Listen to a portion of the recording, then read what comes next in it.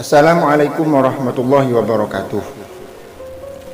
Rabi'ah al-Adawiyah, dikenal juga dengan nama Rabi'ah al-Basriyah, adalah seorang sufi wanita yang dikenal dengan kesucian dan kecintaannya terhadap Allah Subhanahu wa taala.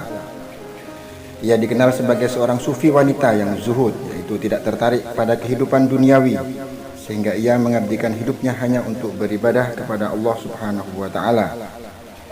Rabi'ah diperkirakan lahir antara tahun 713 sampai 717 Masehi atau 95 sampai 99 Hijriah di kota Basrah, Irak, dan meninggal sekitar tahun 801 Masehi 185 Hijriah. Nama lengkapnya adalah Rabi'ah binti Ismail al-Adawiyah al-Basriyah. Rabi'ah merupakan sufi wanita beraliran Sunni pada masa dinasti Umayyah yang menjadi pemimpin dan di murid-murid perempuan dan zahidah. Ia mengabdikan dirinya untuk penelitian hukum kesucian yang sangat takut dan taat kepada Tuhan. Rabi'ah al-Adawiyah dijuluki sebagai the mother of the Grand Master atau ibu para sufi besar karena kezuhudannya. Ia juga menjadi panutan para ahli sufi lainnya seperti Ibnu Farid dan Zunnun al-Misri. Kezuhudan Rabi'ah juga dikenal hingga ke Eropa. Hal ini membuat banyak cendekiawan Eropa meneliti pemikiran Rabi'ah dan menulis riwayat-riwayat hidupnya. Rabi'ah dilahirkan di kota Basrah, Irak sekitar abad ke-8, yakni tahun 713 sampai 717 Masehi. Ia dilahirkan dari keluarga yang sangat miskin dan merupakan anak keempat dari 4 bersaudara, sehingga ia dinamakan Rabi'ah, yang berarti anak keempat, dan ayahnya bernama Ismail. Ketika malam menjelang kelahiran Rabi'ah, keadaan ekonomi keluarga Ismail sangatlah buruk sehingga ia tidak memiliki uang dan penerangan untuk menemani istrinya yang akan melahirkan. Beberapa hari setelah kelahiran Rabi'ah, Ismail bermimpi bertemu dengan Nabi Muhammad SAW. Dalam mimpinya ia berkata pada Ismail agar jangan bersedih karena anaknya Rabi'ah akan menjadi seorang wanita yang mulia, sehingga banyak orang yang akan mengharapkan syafaatnya. Sejak kecil Rabi'ah sudah dikenal sebagai anak yang cerdas dan taat beragama. Beberapa tahun kemudian ayahnya Ismail meninggal dunia, kemudian disusul oleh ibunya, sehingga Rabi'ah dan ketiga saudaranya menjadi anak yatim piatu. Ayah dan ibunya hanya meninggalkan harta berupa sebuah perahu yang kemudian digunakan Rabi'ah untuk mencari nafkah. Rabi'ah bekerja sebagai penarik perahu yang menyeberangkan orang dari tepi sungai Dajlah ke tepi sungai lainnya. Sementara ketiga saudara perempuannya bekerja di rumah menenun kain atau memintal benang. Ketika kota Basrah dilanda berbagai bencana alam dan kekeringan akibat kemarau panjang, Rabi'ah dan ketiga saudara perempuannya memutuskan untuk berkelana ke berbagai daerah untuk bertahan hidup. Dalam pengembaraannya, Rabi'ah terpisah dengan ketiga saudara perempuannya, sehingga ia hidup seorang diri. Pada saat itulah Rabi'ah diculik oleh sekelompok penyamun, kemudian dijual sebagai hamba sahaya seharga 6 dirham kepada seorang pedagang. Pedagang yang membeli Rabi'ah sebagai hamba sahaya memberlakukannya dengan kejam, sehingga Rabi'ah harus selalu bekerja keras sepanjang hari. Dalam suatu malam, Rabi'ah bermunajat kepada Allah Subhanahu wa taala. Jika ia dapat bebas dari perbudakannya, maka ia tak akan berhenti sedikit pun untuk beribadah. Ketika Rabi'ah sedang berdoa dan melakukan sholat malam, pedagang yang menjadi majikannya itu terkejut oleh sebuah lentera yang bergantung di atas kepala Rabi'ah tanpa ada sehelai tali pun. Cahaya bagaikan lentera yang menyinari seluruh rumah itu merupakan cahaya sakinah, yang berarti cahaya rahmat Tuhan dari seorang muslimah suci.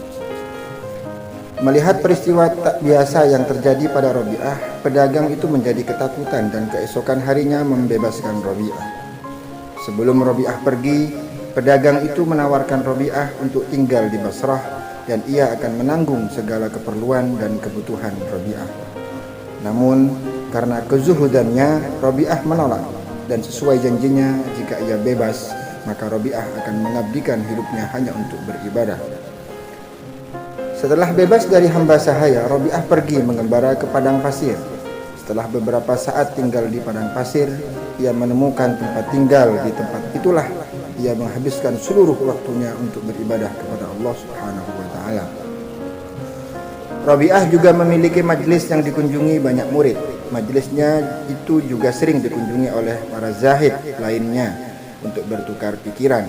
Di antara mereka yang pernah mengunjungi majelis Rabi'ah adalah Malik bin Dinar, Sufyan Ats-Tsauri, dan Syakik Al-Balkhi.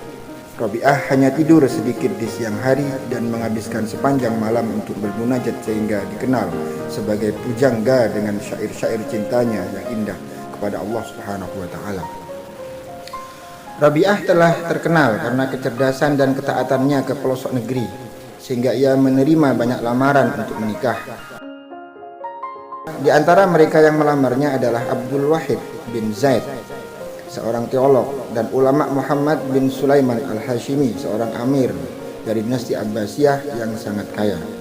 Juga seorang gubernur yang meminta rakyat Basrah untuk mencarikannya seorang istri, dan penduduk Basrah bersepakat bahwa Rabi'ah adalah orang yang tepat untuk gubernur tersebut. Riwayat lain juga menyebutkan bahwa Hasan Al-Basri, seorang sufi besar dan sahabat Rabi'ah, juga meminangnya. Namun hal itu masih diragukan kebenarannya, mengingat Hasan Al-Basri meninggal 70 tahun sebelum kematian Rabi'ah. Rabi'ah menolak seluruh lamaran itu dan memilih untuk tidak menikah. Meskipun tidak menikah, Rabi'ah sadar bahwa pernikahan termasuk sunnah agama, sebab tidak ada kependetaan dalam syariat Islam. Rabi'ah memilih untuk tidak menikah karena ia takut tidak bisa bertindak adil terhadap suami dan anak-anaknya kelak, karena hati dan perhatiannya sudah tercurahkan kepada Allah Subhanahu wa taala. Tak ada satupun di dunia ini yang dicintai Rabi'ah kecuali Allah, sehingga atas dasar itulah Rabi'ah memutuskan untuk tidak menikah hingga akhir hidupnya. Ketika menjadi hamba sahaya, Rabi'ah mengembangkan aliran sufi yang berlandaskan seluruh amal ibadahnya atas dasar cinta kepada Ilahi, tanpa pamrih atas pahala, surga, dan penyelamatan dari azab neraka. Rabi'ah terkenal dengan metode cinta kepada Allah Subhanahu wa taala. Perkataan mistik Rabi'ah menggambarkan kesalehan dirinya, dan banyak di antara mereka yang menjadikannya sebagai kiasan atau kata-kata hikmah yang tersebar luas di wilayah-wilayah negara Islam. Rabi'ah Al-Adawiyah terkenal zahid atau tidak tertarik pada harta dan kesenangan duniawi, dan tak pernah mau meminta pertolongan pada orang lain. Ketika ia ditanya mengapa ia bersikap demikian, Rabi'ah menjawab, "Saya malu meminta sesuatu pada Dia yang memilikinya, apalagi orang-orang yang bukan menjadi pemilik sesuatu itu. Sesungguhnya Allah lah yang memberi rezeki kepadaku dan kepada mereka yang kaya."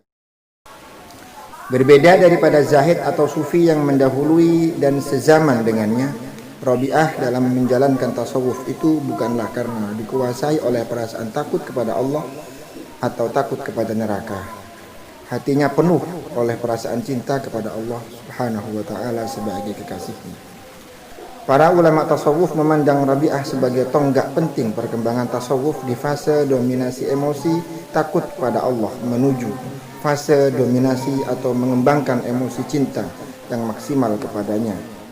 Tingkat kehidupan zuhud yang tadinya direntangkan oleh Hasan Al-Basri sebagai ketakutan dan pengharapan kepada Allah telah dinaikkan maknanya oleh Rabi'ah sebagai zuhud karena cinta kepada Allah. Rabi'ah telah membuka jalan ma'rifat ilahi sehingga ia menjadi teladan bagi para cendekiawan muslim seperti Sufyan Ats-Tsauri, Rabah bin Amr Al-Qaisi, dan Malik bin Dinar. Ajaran-ajaran Rabi'ah tentang tasawuf dan sumbangannya terhadap perkembangan sufisme dapat dikatakan sangat besar. Sebagai seorang guru dan panutan kehidupan sufistik, Rabi'ah banyak dijadikan panutan oleh para sufi. Dan secara praktis penulis-penulis besar sufi selalu membicarakan ajarannya dan mengutip syair-syairnya sebagai seorang ahli tertinggi. Di antara mereka adalah Abu Talib Al-Makki, As-Suhrawandi, dan teolog muslim Al-Ghazali yang mengacu pada ajaran-ajaran Rabi'ah sebagai doktrin-doktrin dalam sufisme. Cinta murni kepada Tuhan adalah puncak tasawuf Rabi'ah. syair-syair kecintaannya kepada Allah kemudian banyak keluar dari ucapan sufi-sufi besar seperti Fariduddin Al-Attar, Ibnu Fardih Al-Hallaj, Ibnu Arabi, Jalaluddin Rumi telah ditemui lebih dahulu oleh Rabi'ah. Kemudian sekembalinya Rabi'ah dari Mekah untuk melaksanakan ibadah haji, kesehatan Rabi'ah mulai menurun. Ia tinggal bersama sahabatnya Abdah binti Abdi Syawal yang telah menemaninya dengan baik hingga akhir hidupnya. Rabi'ah tak pernah mau menyusahkan orang lain, sehingga ia meminta kepada Abdah untuk membungkus jenazahnya nanti dengan kain kafan yang telah ia sediakan sejak lama. Menjelang kematiannya, banyak orang-orang yang saleh ingin mendampinginya, namun Rabi'ah menolak. Rabi'ah diperkirakan meninggal dalam usia 83 tahun pada tahun 801 Masehi atau 185 Hijriah dan dimakamkan di kota Basrah, Irak. Demikian sekilas perjalanan kehidupan Sufi Rabi'ah Al-Adawiyah. Kurang lebihnya mohon maaf. Assalamualaikum warahmatullahi wabarakatuh.